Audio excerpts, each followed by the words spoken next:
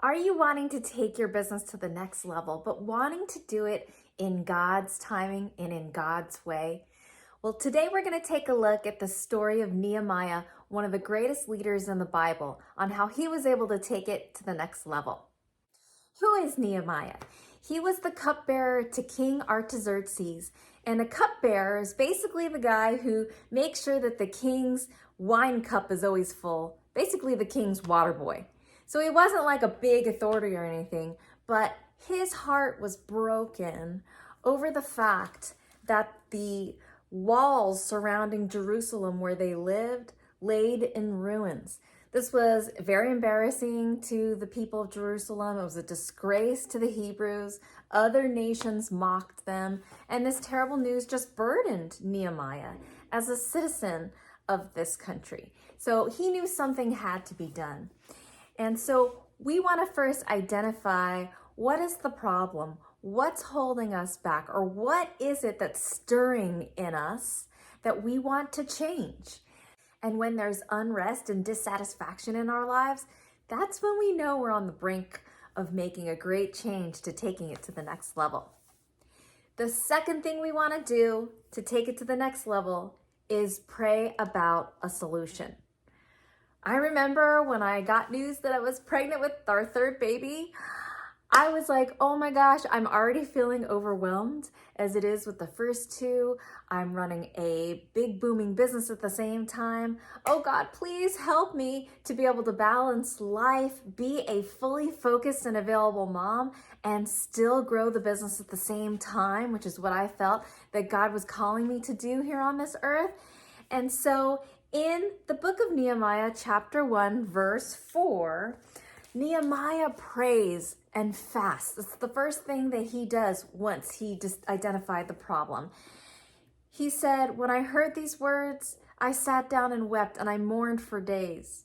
I was fasting and praying before the God of heaven. And I said, Lord, oh awesome, great God, you who keep your covenant and mercy with those who love you and observe your commandments, please let your ear be attentive and your eyes be open, that you may hear the prayer of your servant, which I pray before you now, day and night, for the children of Israel. The third thing you want to do is talk to a mentor, someone who's been there before, someone who can see the road ahead of you. Talk to the leaders, the key influencers who have the ability to be able to influence other people to join you in the cause.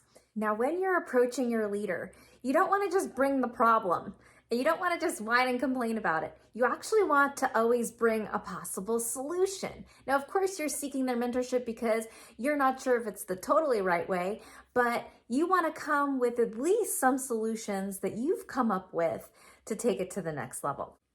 Nehemiah had a great solution and he decided to bring it to the king. In chapter 2, he said, I took wine and gave it to the king.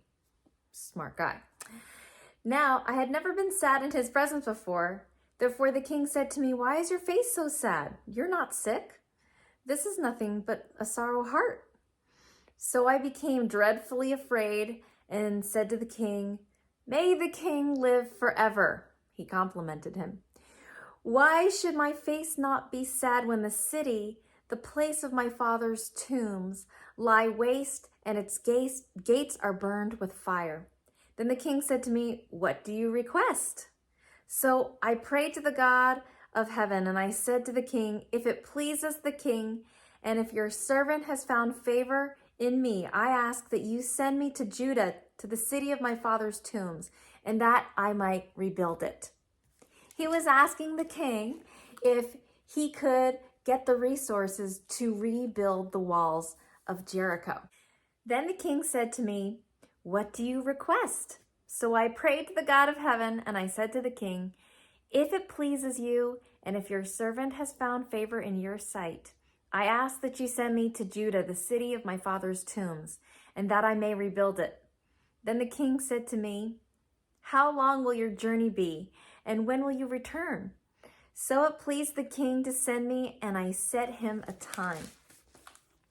And the king granted them to me according to the good hand of my God upon me. The king said yes. The fourth thing you want to do is you want to recruit help.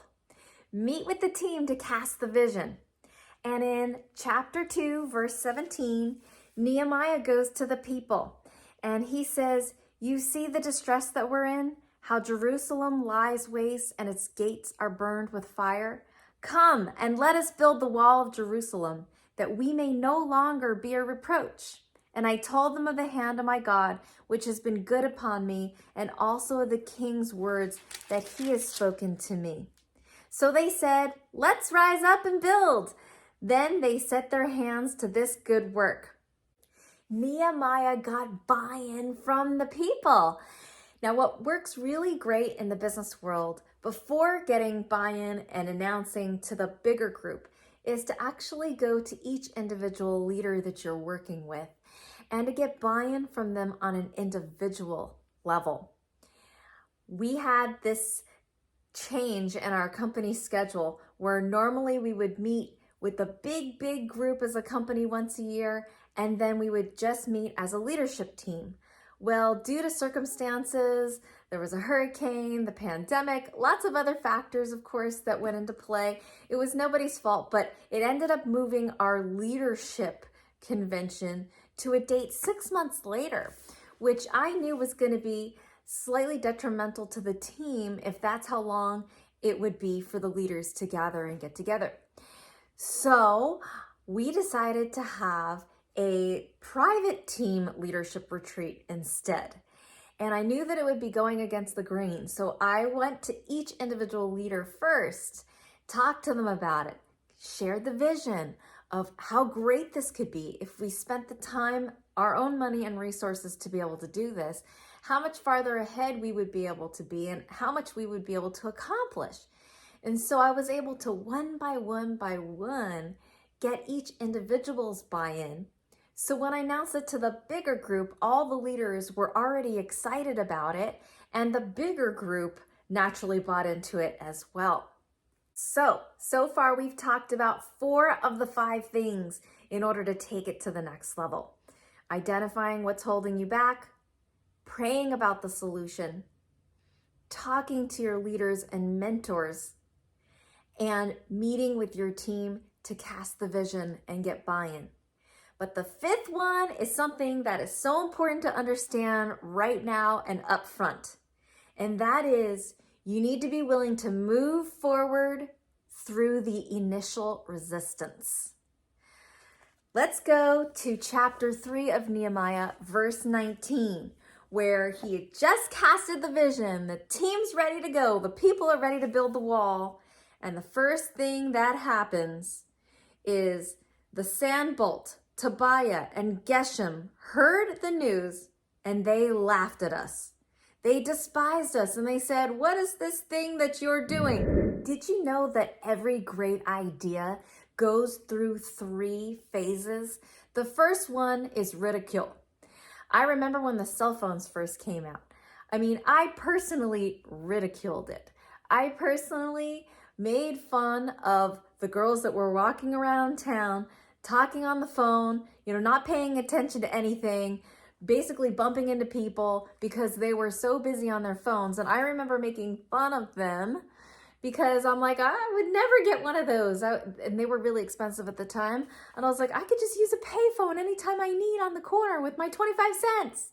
So the first phase that great ideas go through is ridicule. The second is that it gets violently opposed. Before the car was invented, that was violently opposed. What are you talking about? People driving at 60, 70, 80 miles an hour with combustible fuel in their gas tank? I've got my horse and buggy. This is crazy. That's dangerous. It's not a great idea. It gets violently opposed. But the third phase a great idea eventually gets to is that it is self-evident and widely accepted, just like the car is today, just like the cell phone is today. In fact, if you leave your house without your cell phone, you'll just turn around when you're 10 minutes down the road, drive all the way back home to get your cell phone in your car. So what did Nehemiah do? He stood strong through that initial resistance. In chapter 3, verse 20, he said, "So I answered them, The God of heaven himself will prosper us. Therefore, we, his servants, will arise and build. He stood strong through that. Now, when you embark on this new journey to take it to the next level, you will encounter resistance. You'll encounter obstacles, things will get in your way, things will come up on the schedule that you did not anticipate, but I want you to be encouraged to stand strong and keep pushing forward. Those are the 5 things that we need to do to take it to the next level. Identify what's holding us back. Pray about it. Talk to your mentors and leaders. Meet with the team to cast the vision. And remember to move forward through the initial resistance. I'm excited for you to take it to the next level. God bless you, and look forward to seeing you next time.